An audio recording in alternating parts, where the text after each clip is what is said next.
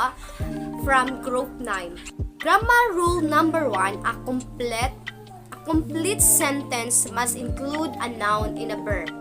A noun is a person, place, thing, or idea, while ang verb is an action verb. For the example,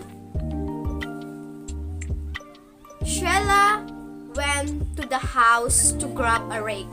So the noun is a Sheila, while the verb is a house. Another example is a dog is running in the park. So the dog is things also, all the noun, while the verb is running or action. So another example of this is the knowledge gained from reading is invaluable. Knowledge and reading. So let's proceed to the grammar rule number 2. A complete sentence must include a subject and predicate. The subject refers to the person, place, or thing which the sentence is about. The predicate describes the subject, what the subject is doing, or what is being done it. So it must have subject and predicate, an example of complete sentence. So the example of this is she sleeps. So she is the subject, sleep is the predicate. For another example, the horse like eating. The horse like eating. So the horse and the eating. Okay, another example from number 3, the subject is what? The subject is what or whom the sentence is about, while the predicate tells something about the subject. Okay. Judy and her dog run on the beach every morning. So Judy and her dog is running on the beach every day. Okay, so let's proceed to the rule number 3. So grammar number 3, the only exception to above the rule is an imperative sentence. Imperative sentence. So, this is the sentence type in which the speaker and structure are compound. The person at whom they are sparkling, and this type of the sentence only the predicate is required. For example, go away. This is the example sentence is that he reads the book and the park on the Tuesday. He and reads. Remember another example. Remember to pick up the dry cleaning today. That's another example of the imperative sentence. Remember to pick up the dry cleaning today. Number 3, tell me if I should go to Hawaii or else for my summer vacation. This one is for familiar, the go away, which is meant to be leave me alone. So let's proceed to the grammar rule number 4. Grammar rule number 4 is adjective can go directly before the nouns they describe or after it, if separated by a verb. An adjective is a word which describes a noun. So Lisa, this is an example also. Lisa is wearing a sleeveless shirt today. No? Lisa is wearing a sleeve shirt today. This soap is not legible. So si Lisa, ang ano niyo po dito is ang adjective dito which is sleeveless at saka yung legible. So another example, he writes meaningless letters. Number 3, she wore a beautiful dress. Wore and dress. Okay, let's proceed. Grammar number 5. A compound subject include 2 or more simple subject. Compound subjects are created through the use of conjunction. Conjunction are correctly word like and, or, and, but. For example, my son in here will rule this kingdom. In this sentence, son and here refer to the same person. Another example, a cleaning drive license sale experience in a team spirit are essential. My wife and I cannot attend, unfortunately. So, my wife and I, that is a conjunction also. So, let's proceed to the grammar number 6. Compound predicate include two or more predicate. So,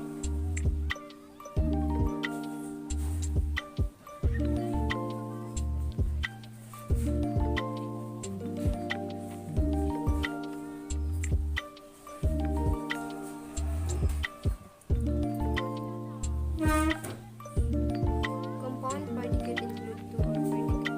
The bird flew a song. The sentence contains a simple subject and two predicate. The simple predicate of flew and the song connected with the verb. They were from the compound. Okay, let's proceed to the grammar rule number 6, which compound predicate include two or more predicates. The compound predicate include or two or more predicate is that the sentence contain one simple subject or two simple predicate. The simple predicate or another is flew are connected by the verb also. So here the example, the telegram was late but contained exciting views. Number 2, they need to absorb nitrogen rather than nitrogen and keep above 20 degrees. Number 3, the bottle toppled and fell off the table. So the telegram, the exciting news, the absorbed nitrogen, and the 20 degree, and also the bottle toppled of the flew off the table. These basic grammar rules know that we have to keep our mind that we should not also forget that to focus the main rules of the basic grammar also, and also to know what should we put, especially in the English grammar. We should always careful what we write to do them. That's it.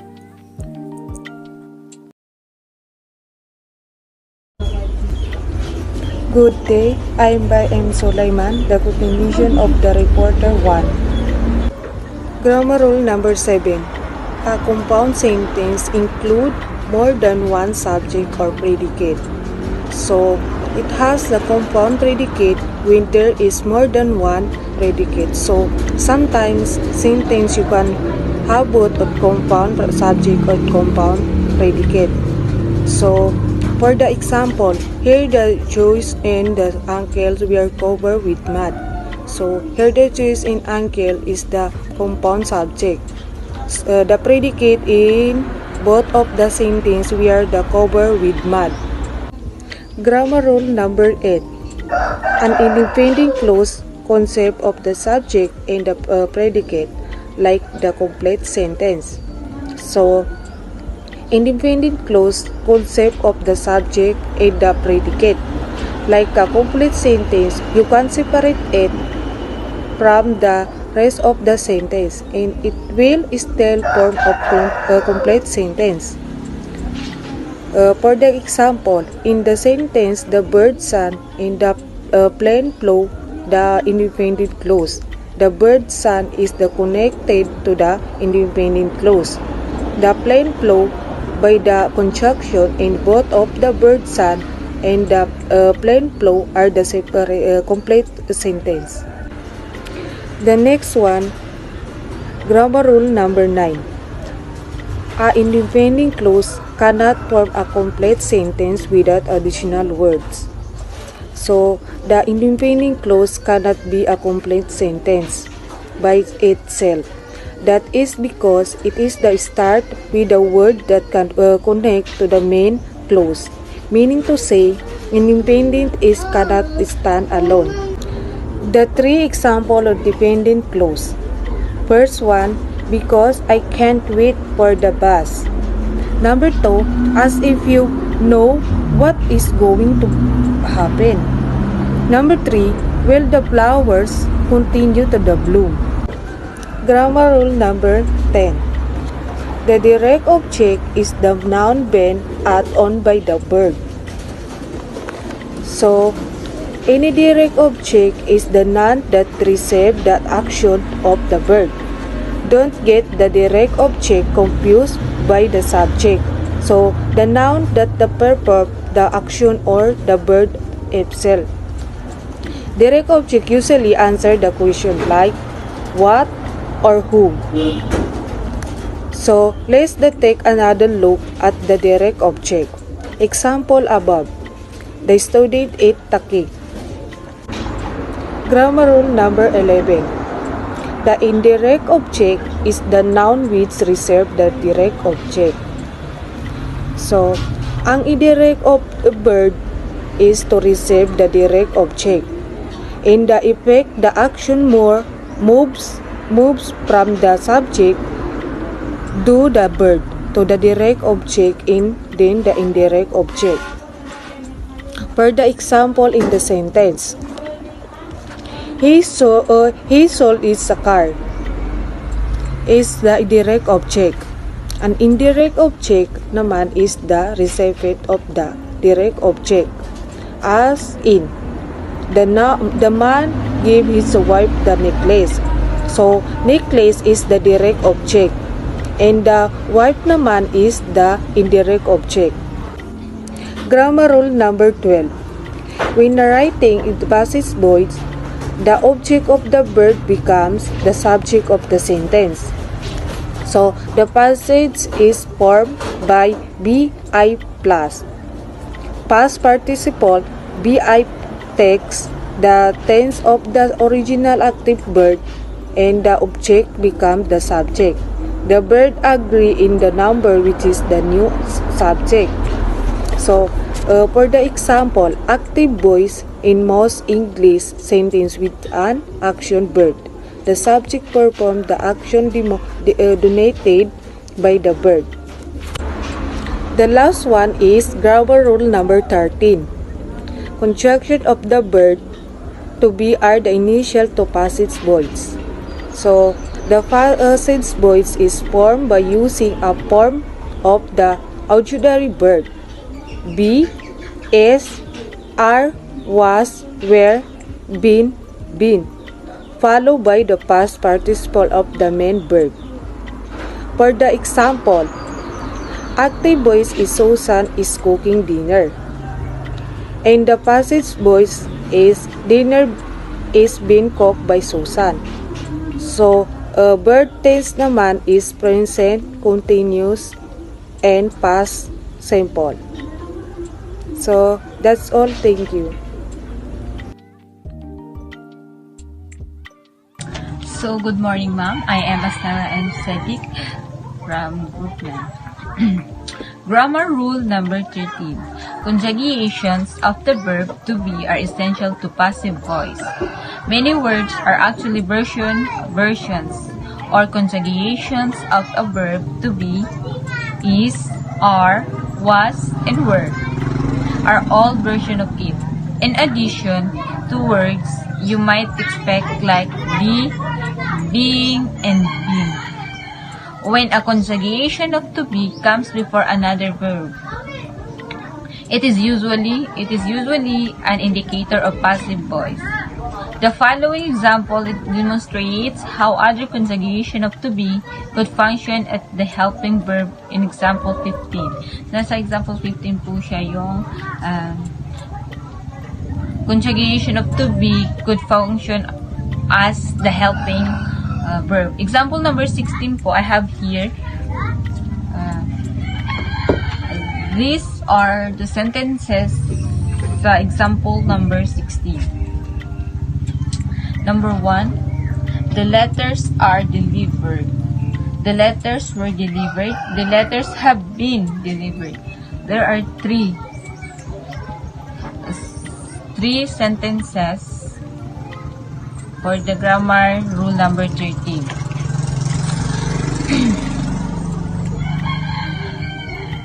The meaning is changes by the choice of a helping verb. But the relationship between the object, subject, and verb remains the same. Pare-pareho lang sa but remain the same.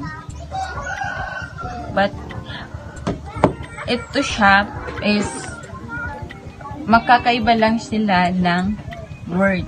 But it is all lahat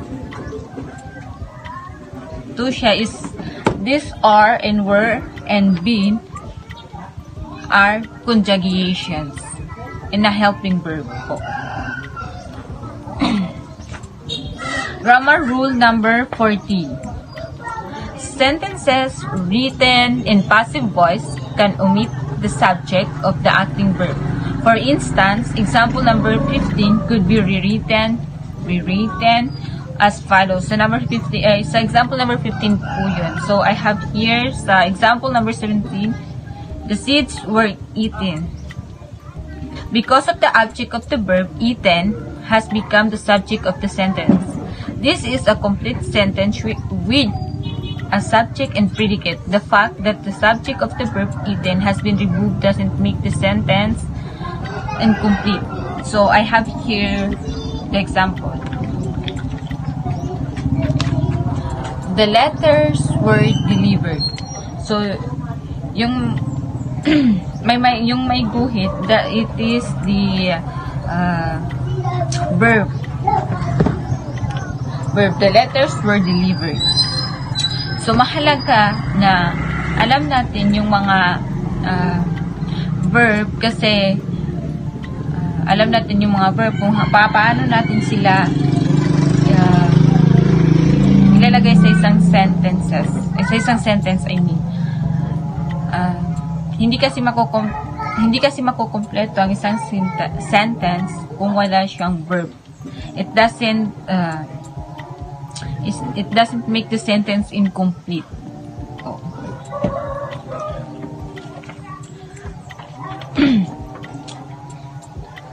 Grammar rule number 15. In passive voice, the subject of the acting verb is connected by a prepositional phrase. Prepositions are words which clarify questions like where, when, or what. So I have here examples of it. The letters delivered after lunchtime. So the example of prepositional phrase, prepositions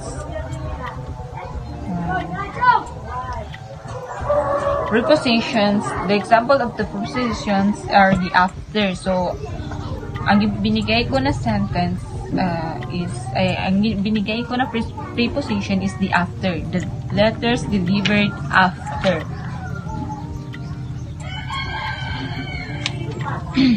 After lunchtime. Grammar rule number 16. Phrases are sometimes separated by commas.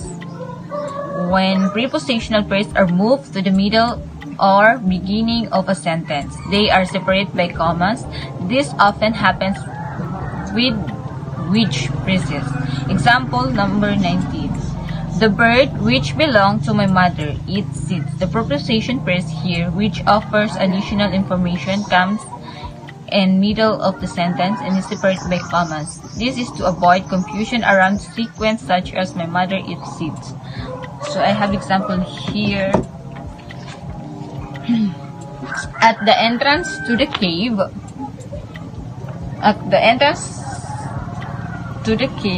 the guide gave us instructions.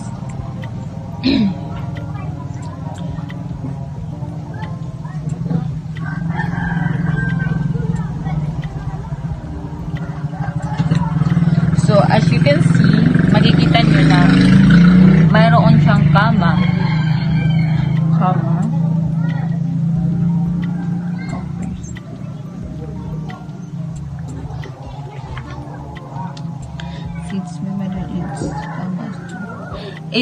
This is to avoid confusion around sequence such as sequence.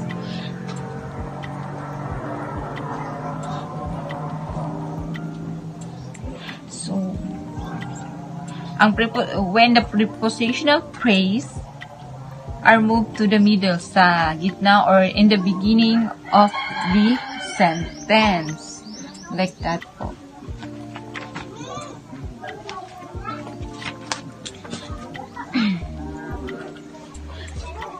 Grammar rule number 17. Adverbs function like preposition. Adverbs are descriptive words which answer the question how.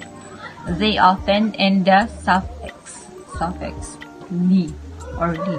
The adverb quickly can be moved to the beginning, middle, or end of example 12. The example 12 po, report by Sulaiman, I think. But I have here the example number 22.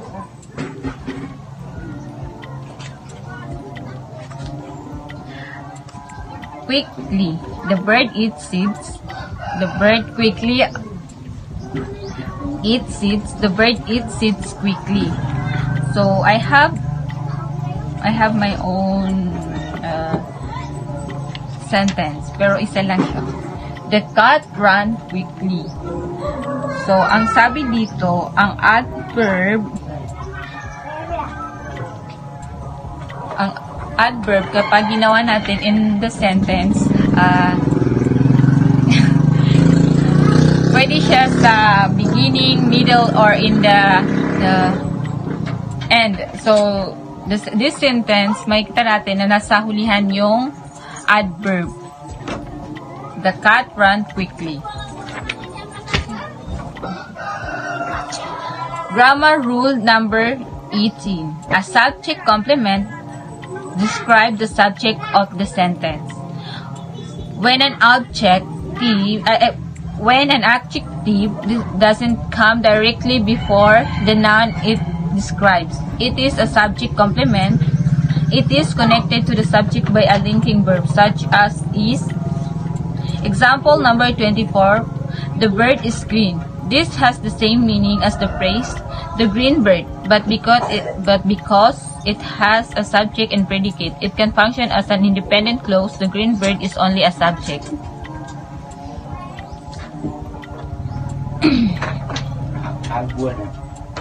Nouns can also be subject complements. Example number 25. The bird is a dancer.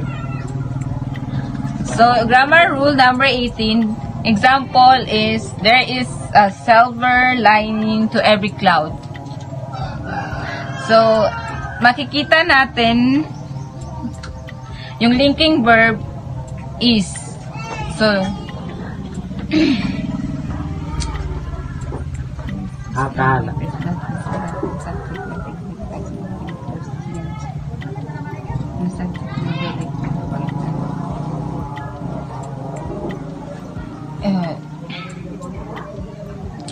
Makikita natin na mayroong is to describe the subject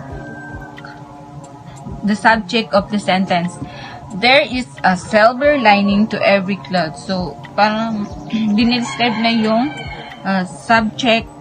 subject of the sentence, the silver lining to every cloud. That's all. Thank you.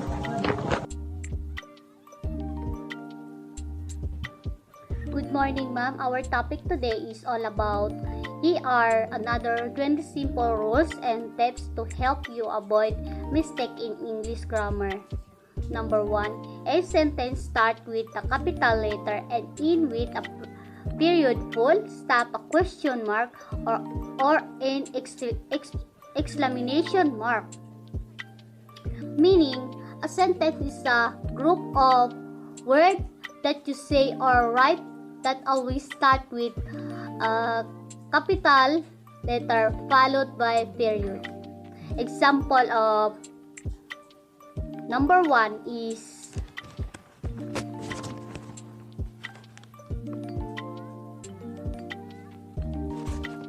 the rain start falling. Number 2, where are you going? My cat is very clearly.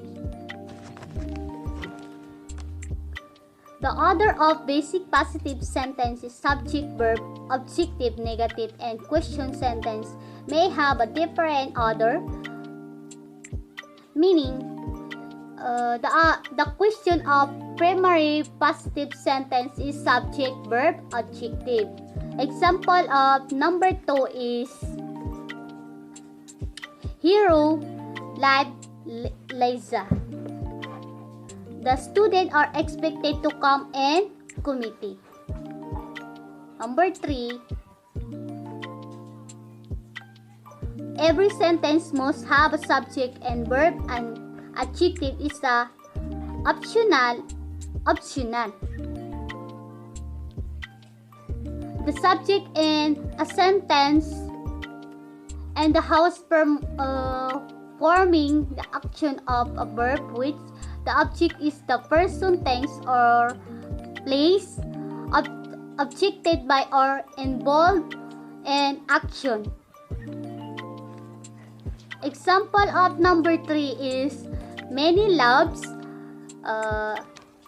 reading. John cheated his girlfriend. Number 4 is the subject and verb must agree, and number that is a singular subject need a singular verb and plural subject need a plural verb. And general subject and verbs must come after meaning this is a singular verb and is a plural subject and must be a plural verb. Example of number 4 is Jenny and Danny are both happy. The children are playing in the school. Mr. Martin singer as a song. People are silent about Honey's day.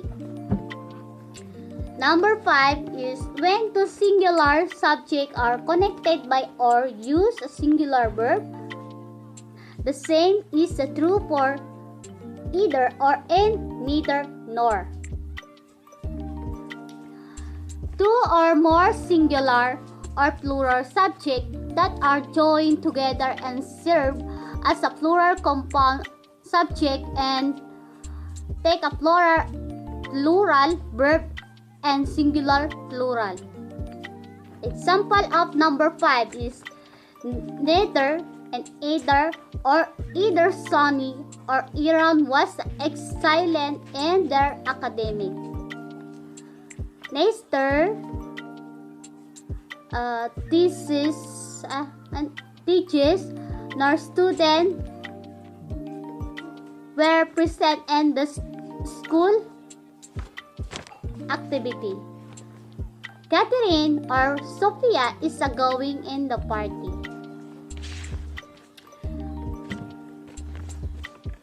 Number 6 is adjective usually come before a noun except when a verb separates the adjective from the noun.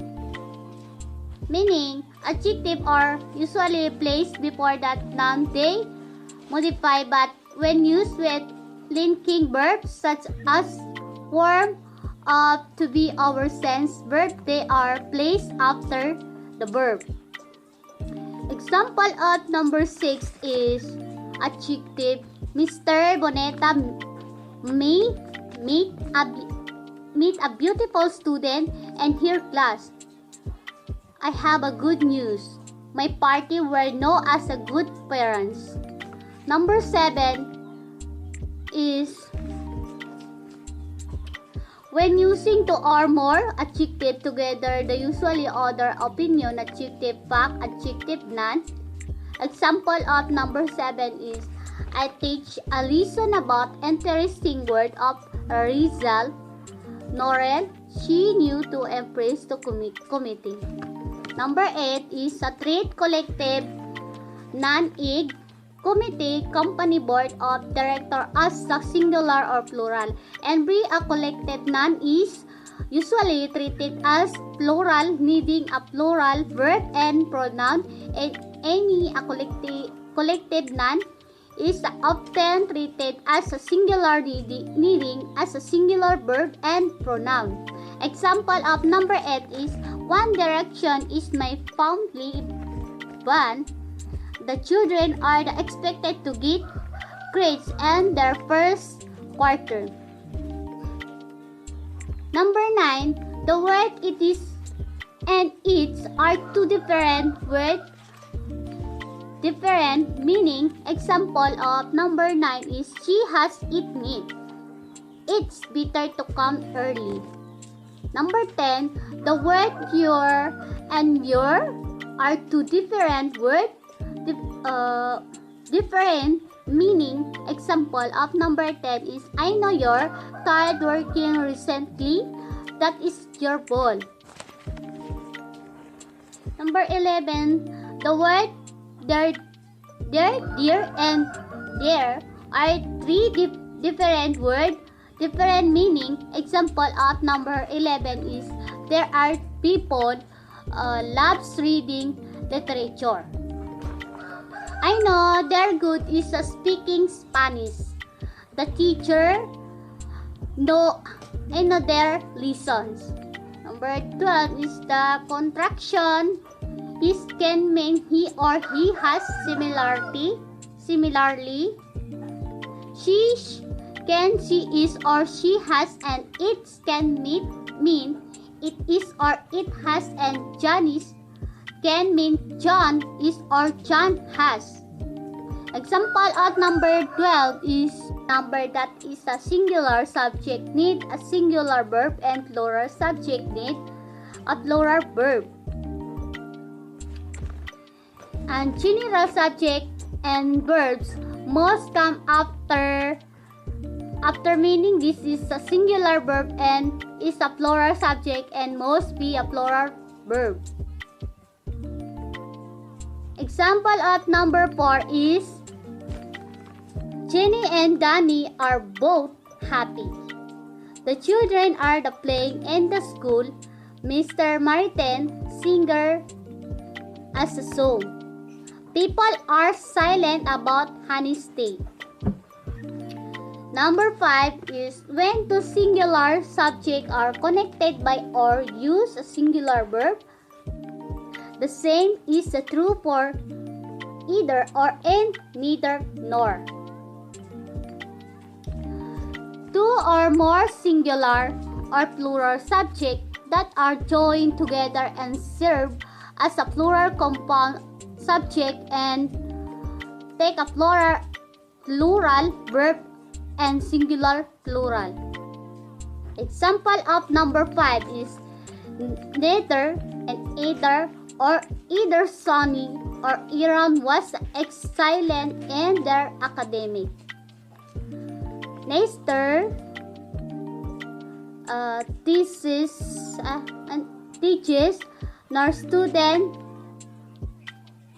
were present in the school activity. Catherine or Sophia is going in the party.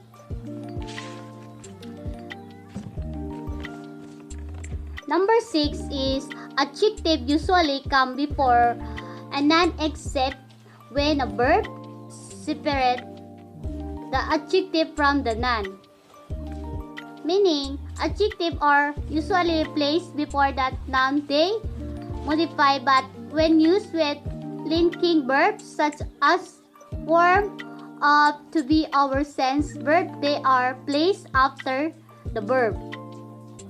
Example of number 6 is adjective Mr. Boneta meet a beautiful student in her class. I have a good news. My party were known as a good parents. Number 7 is when using two or more adjective together, the usually order opinion, adjective fact, adjective none. Example of number 7 is I teach a lesson about interesting word of Rizal.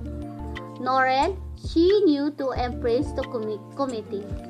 Number 8 is a trait collective non-ig committee, company, board of director as a singular or plural. And be a collective noun is usually treated as plural, needing a plural verb and pronoun, and any a collective noun is often treated as a singular, needing as a singular verb and pronoun.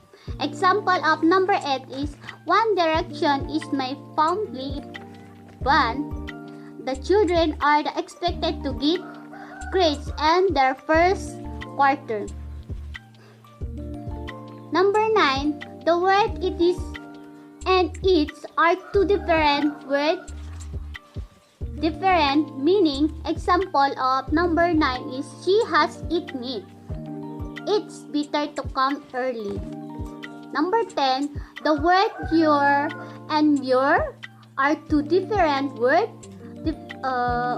different meaning. Example of number 10 is I know you're tired working recently. That is your ball. Number 11, the word there, dear, and there are three different words, different meaning. Example of number 11 is there are people loves reading literature. I know they're good is speaking Spanish. The teacher I know their lessons. Number 12 is the contraction. His can mean he or he has similarly. She can, she is or she has, and it can mean it is or it has, and John is can mean John is or John has. Example of number 12 is she or his. She has gone to London. She is a gun. She has decided. He is a dancing. He is a done and dancing. Asnipa is a praying. Asnipa has expected to topic the board exam. Number 13 is the contraction. He can mean he had or he would. Similarity, they can mean they had or they would. Example of number 13 is he and they. He had written his proposal. He would love dancing on the stage. They had to come early for the meeting. On the other hand, they would attend the meeting as early as possible. Number 14 is spell a proper noun with an initial capital letter. A proper noun is a name of something. For example, Joseph, Mary, Russia, China, British Broadcasting Corporation, English. Sample of number 14 is how was the feeling, Mary? China first introduced the civil service exam. She can speak English. Number 15 is spell proper adjective and initial capital letter proper adjective are made from proper noun. For example, Germany, German, Orwell, Orwellian, Machiavellian. Example of number 15 is Philippines is home. Philippines is home the Filipino singer. The primary minister Japanese this at the age of 70. Mr. Bautista, teacher, Spanish and Spanish. Day, ma'am. This is the continuation of here are another 20 simple rules and tips to help to avoid mistake in English grammar, which is the continuation of Miss Ting Arhaina po. So, number 15, spell proper adjective with an initial capital letter. Proper adjective are made from proper nouns. A proper adjective also describe people, place, and things, but they are based on names, and therefore they need to be capitalized like a name. For example, Spain in the name of a country and start with a capital letter, which is Spain, S. Another example, Mars. Mars is the same of a planet and start with a capital letter. Another example is Martin must also start with a capital letter. Martin, which is M, is a capital. So, kapag daw dito sa proper adjective, which is capital letter ang nauuna. For example, my name, Laila. For example, your name, Ma'am. Ma'am Riza. So, Riza, which is the capital letter also. So, let's proceed to the number 16. Number 16 is use the indefinite article for countable nouns. In general, uses definite article for the specific countable nouns and uncountable nouns. So, when a countable nouns is a singular, we must word like a, the, made this with it. So, and for example, I want an orange. I want an orange. Not I want orange. Hindi siya I want orange because it's not a proper adjective. The proper adjective is I want an orange. Another example, where is my bottle? Where is my bottle? Not where is a bottle? It's not a proper adjective also. It's not a proper adjective. So another example is I want my bag. It's not the proper also. I want my bag. I want you to back my bag. Just that's the example of the countable noun or also count noun. So countable nouns are also count nouns. It's also into the nouns. Countable nouns, a major division in English noun, is into countable and uncountable. Countable noun is easy to recognize. There are things that we can count. For example, pen. We can count pen. We can have 2 or 3 or more pen. So, let's proceed for the number 17. Let's proceed for the number 17. Number 17 is use the indefinite article, a word where the beginning with the consonant as sounds.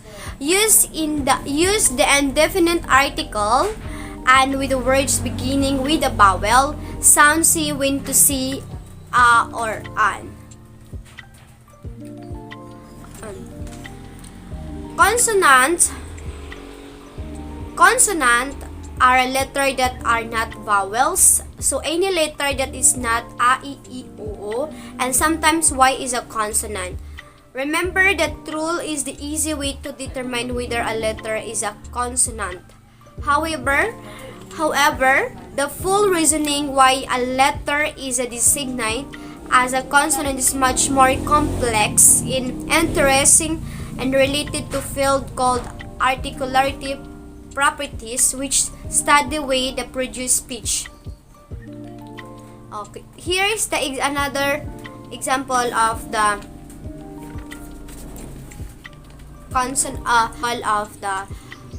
consonant. If you voice the letter a, e, o in you, you'll notice that your mouth and vocal cord are open, just like what I'm doing. Your teeth, tongue, and lips are not touching. Yes, because teeth, tongue, and lips are not touching. Try consonant like to pronounce T. You have to use the front of your tongue to interpret T. So, which is hindi siya touching masyado, no? Hindi siya masyado nabibigkas ng mabuti, di ba? So, let's proceed to the number 18. Use many or a few countable nouns. Use much, a lot, or a little for countable nouns. So, countable and uncountable nouns. In the English grammar, countable nouns are individual people, animal, place, things, or idea which can be counted. And uncountable nouns are not individual subjects, so they cannot be counted. Or anything that can be counted, whether a singular, a dog, a house, a friend, etc., is a counted noun. So here the example of this. There are last 20 Italian restaurant in the Little Italy. So restaurant is the countable nouns. Another example is Megan talked a lot of photographer when she went to the Grand Canyon. So Megan is a photographer. Another example, your book is on the kitchen table. So book and the table. So let's proceed. Lastly is in general use the active voice and reference to the passive voice. So the example of this is cat eat fish. Fish, cat. Fish eat cat. So parang siyang preference passive voice na we use active na parang nag-use ka ng passive voice na parang nagbabaliktad siya, parang ganun, in my own understanding. And the plural and nouns is to be continued by Miss Tatami. And that's it. Good morning, Ma'am. I am Tatami M. Sarip, Grade 5 reporter. Plural rules, everything you need to know about using English plural nouns. How to form plural noun. Firstly, noun have two forms, singular and plural. Singular form noun refer to a single person, place, or thing and are easy to understand. For example, what is the piano? In this sentence, the noun is the word piano, and it is singular because there is only one.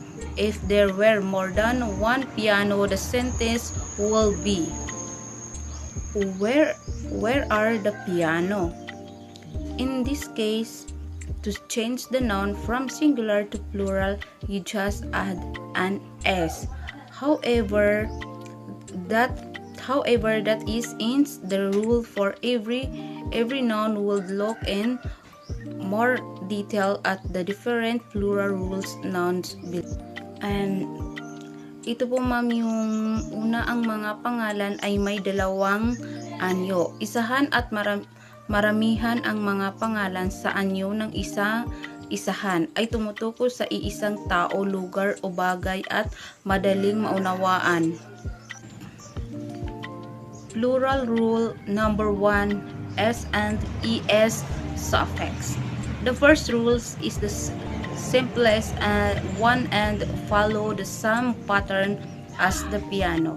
Piano's example will listed above. For many nouns to form the plural, just add the suffix s to the noun. For example, orange, pin, pins, or if the word ends with ss, ch, or sh, add the suffix es. For example, dress, dresses, fox, foxes, beach, beaches, ditches.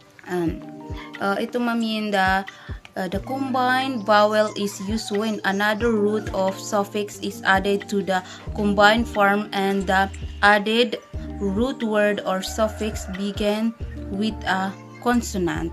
And plural rule number 2, I and ie suffix. The next plural rules is the f, the noun, and with a y and is preceded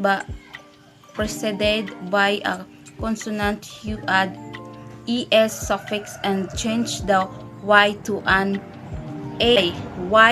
To a, change the I to an I. For example, Jerry, Jerry's, puppy, puppies.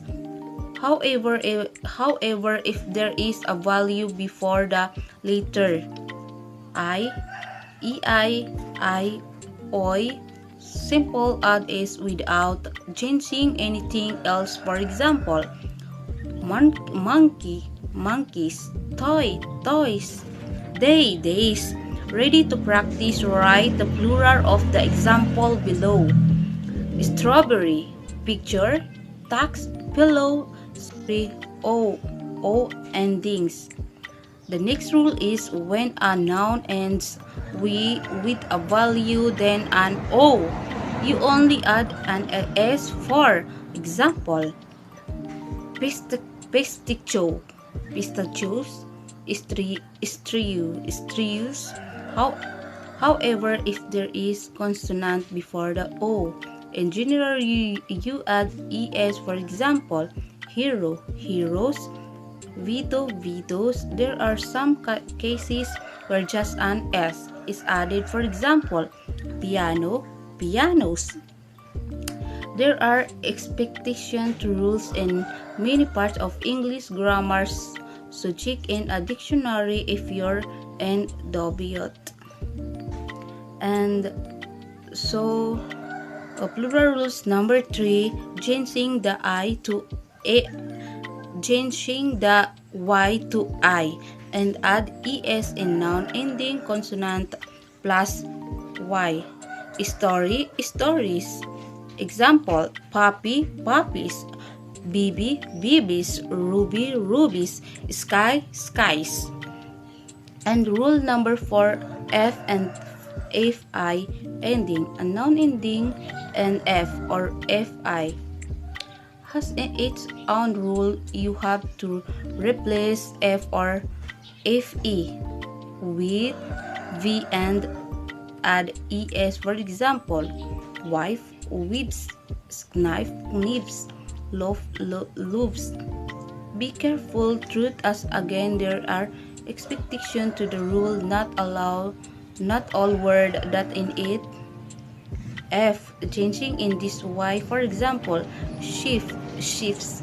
For nouns that add ff, just add s, nothing else change. For example, cliff, cliffs, poof, poops. And plural rule number 4 is hyphenate and compound noun require a few changes to both words to make it plural. And plural rule number 5, some s and g endings. For some nouns that end is an is or g, you have to double the s or g and es. For example, vises, gases. And plural rule number 5 is some s and g ending. For some nouns that end is s or g, you have to double the s or g and add es.